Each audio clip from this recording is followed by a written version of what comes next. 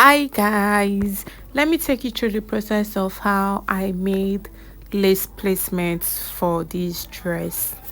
So the first thing you do is you start from the back, and when you're starting from the back you need to start from the down. That's the hem of your skirt. Why? Because the hem of a lace has like more design than the upper parts. So you don't want to start from the up and then the lace is longer than the skirt, and then you now have to cut off the lace in the down, which has like more design. So no. So you start from the down, so that even if there is excess at the top, you can always cut that off even if there is excess at the down. So you pin the down, then after pinning the down, so I'm going to leave just half inch on the down just to conceal the raw edge there. So the half inch I'll be leaving will be on the net. In your lace, after the design, there's always an extra net, right? So that net there is where I'm leaving my 1 inch or half inch just to conceal that raw edge. So after pinning it down, so now you lift your lace up and then you pin the upper part, that's the waist. So when you pin your lace to the waist, so the next thing you do is pin the two sides. So when you're pinning the sides, you need to be very careful and make sure the fabric under, that's the main fabric for the skirt, is not squeezing under the lace. So it has to lay flat, it has to be very flat. So always make sure you stretch your lace out to see that the fabric under is not squeezing.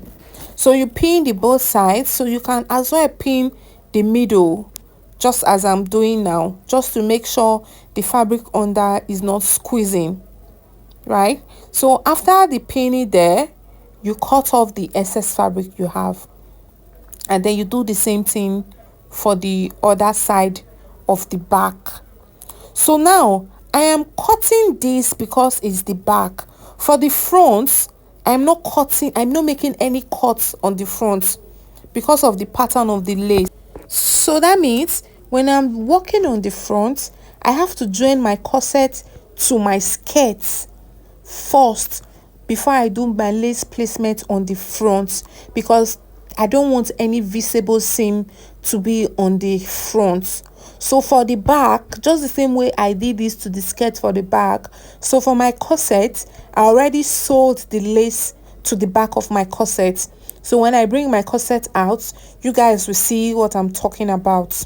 So now I'm just cutting off all the extras remaining on the side of the lace. So as I'm cutting off, I left half inch by the side to conceal the raw edge by that side. So this is the half inch I'm talking about here, to conceal this raw edge here, and then the 1 inch I left on the down to conceal that raw edge. So I just fold my 1 inch under, and then I start hand tacking with hemming stitch. If you don't know what hemming stitch is, make research about it. It's very easy. So you're using hemming stitch because you don't want the stitch to be visible at all. So you do your hand sewing for the down, the side, which is the zip side. So the zip side, you don't really need to leave allowance there to conceal that raw edge, because you're still going to join the center back, the two center back together. So you just continue your sewing.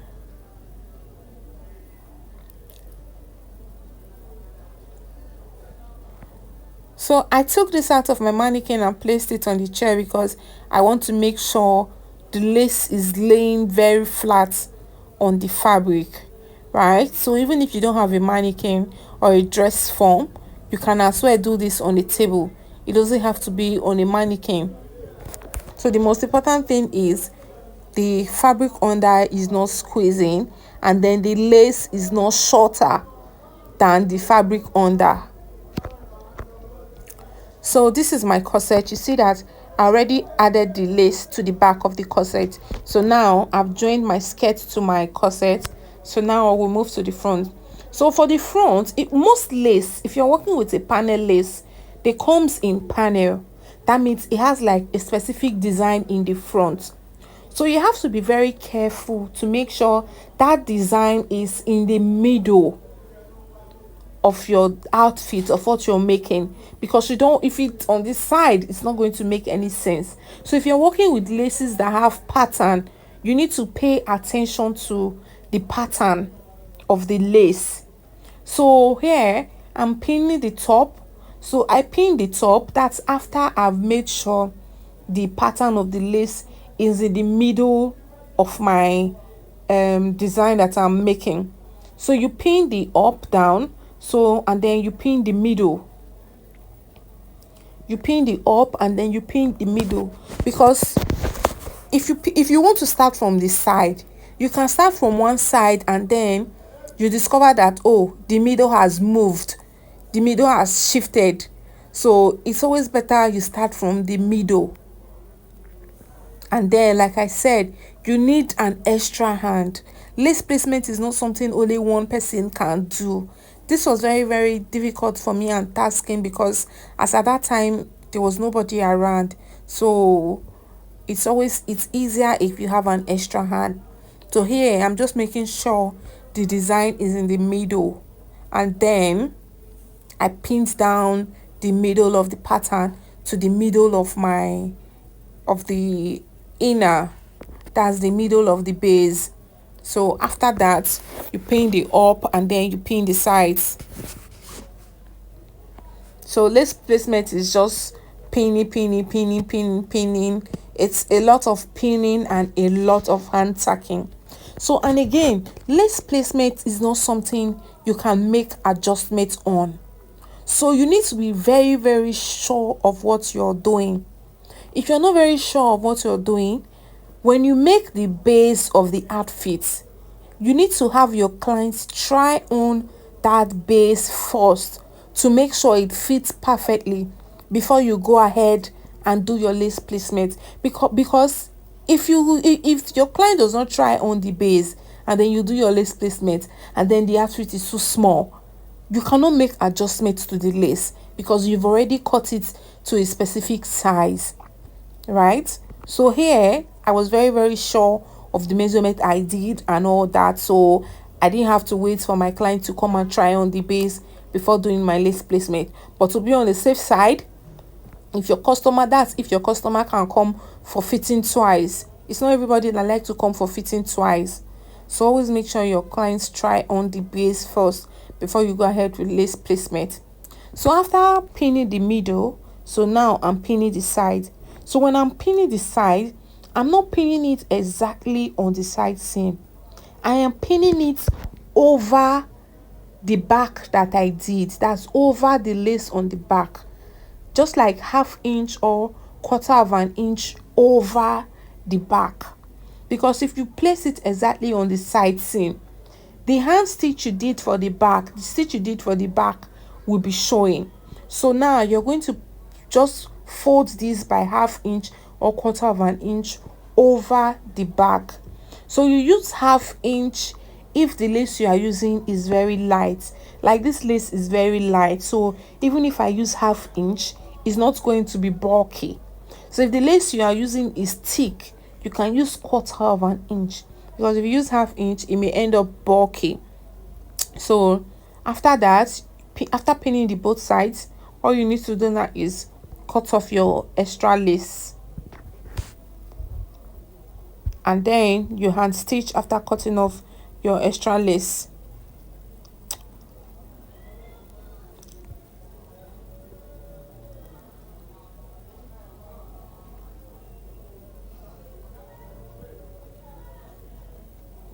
And then you have to make sure this fabric under is not squeezing in the front too.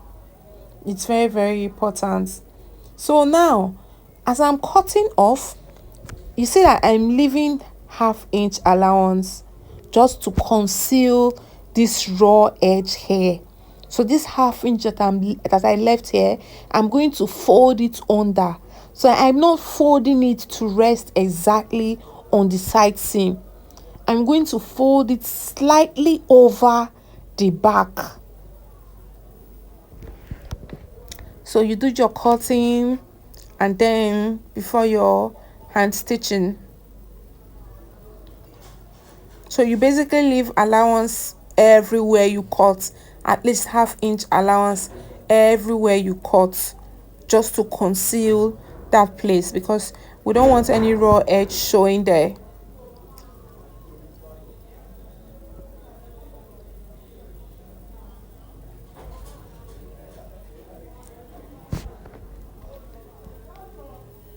So I'm just doing the same thing here, cutting off the excess, and then I left my ½ inch there to conceal the raw edge there. So after that, I'm just going to fold this over, sorry, under, not over. Fold it under and then start hand tacking.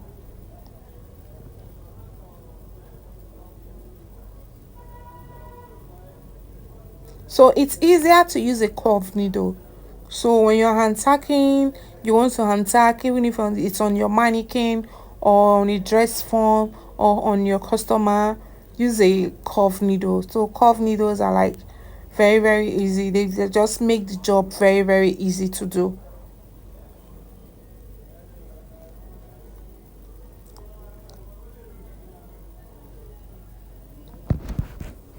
So you see what I was talking about. You see now that there is no visible joining on the waistline here of the lace.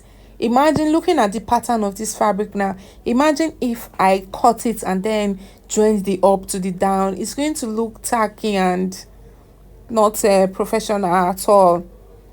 So that's like one of the importance of lace placements. Makes your design very seamless and it gives the bespoke look. So now I'm just folding the raw edge here, like I said earlier, slightly over the back. I'm not folding it to rest exactly on the side seam. I'm just folding it slightly over the back so that no raw edge will be showing. And then you see there's an excess there. You need to pull it together